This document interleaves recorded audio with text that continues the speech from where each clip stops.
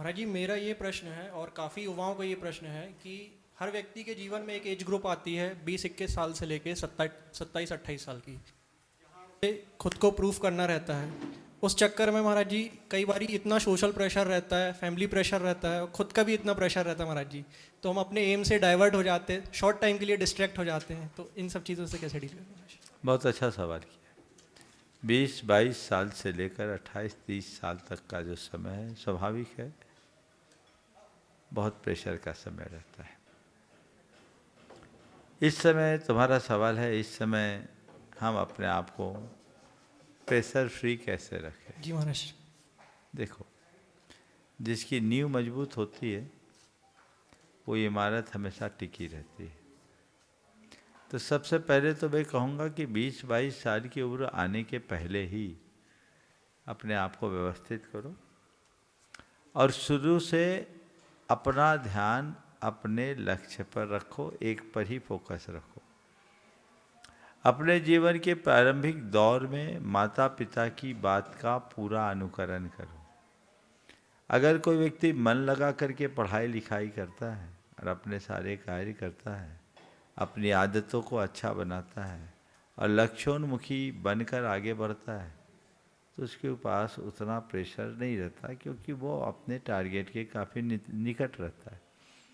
फिर भी 20-22 साल की उम्र होते होते मान लीजिए किसी को जॉब ना मिली हो या बिजनेस सेटल नहीं हुआ, उसका जो प्रेशर है, तो उस प्रेशर को भी कम किया जा सकता है अपने अंदर के कला गुणों को विकसित करके। आज के समय में पढ़ाई तो हो रही है, लेकिन कला और गुणों का विकास नहीं। लोग एक अदद नौकरी को ही अपनी सफलता का आधार मानने लगे। वो भ्रमपूर्ण दृष्टिकोण। अपने आप को हम अच्छे से तैयार करें, कला गुणों से परिपूर्ण करें, तो ये समस्याएं हमारे पास कम होगी। हम अपने स्किल से अपने आप को अपने पैरों पर खड़ा करेंगे। दूसरी बात, यदि ऐसी स्थिति नहीं भी बन रही है और जिनका पारिवारिक बैकग्राउंड अच्छा है, जिनके बिजनेस का बैकग्राउंड है, वो बिजनेस के साथ जुड़ जाए।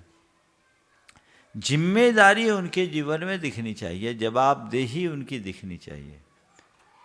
तो कोई ज़रूरी नहीं कि आप जॉब करके ही सब कुछ करें, आप दूसरे काम में हाथ बटा करके भी अपना काम कर सकते हैं।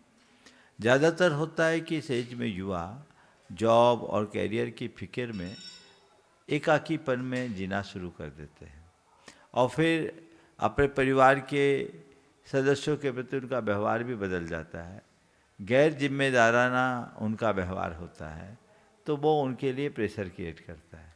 उसे अपनी जवाबदेही को समझना चाहिए और अपनी वास्तविकता से परिवार को अवगत करना चाहिए।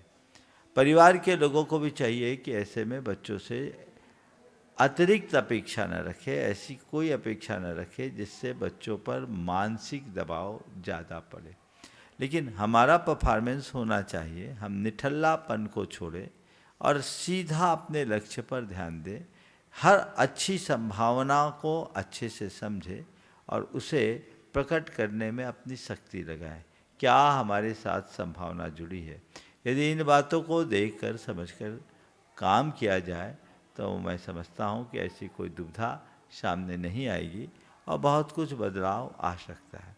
बस एक जो सबसे बड़ी बात है कि इस एज में युवकों में भटकाव आता है, वो भटकाव से बचो, व्यसन बुराइयों से अपने आप को मुक्त करो। और जो प्रेशर आ रहा है, प्रेशर के लिए भी परिवार के लोगों के साथ शेयर करके कम किया जा सकता है और हम जिस भूमिका में हैं उस भूमिका में रहते हुए भी काम हो सकता है। बहुत बड़ी स्थिति में हम नहीं कर सकते तो छोटी शुरुआत से भी बहुत कुछ कर सकते हैं। मेरे संपर्क में एक युवक है जिसकी माँ, पिताजी नहीं थे, माँ ने टीचिंग करके बच्चे को पढ़ाया। उसने शुरू में कुछ दिन कॉम्पिटिटिव एग्ज़ाम की तैयारी की, 2 अटेम्प्ट किया, उसका सिलेक्शन नहीं हुआ, प्री भी नहीं निकाला। मन में उसको बड़ा ये लगा कि मेरी माँ इतनी मेहनत करके मुझे पढ़ाई लिखाई और मैं 2 बार यूपीएससी के लिए प्री भी नहीं निकाल पाया और मेरे ऊपर खर्च बहुत है, मैं क्या करूं?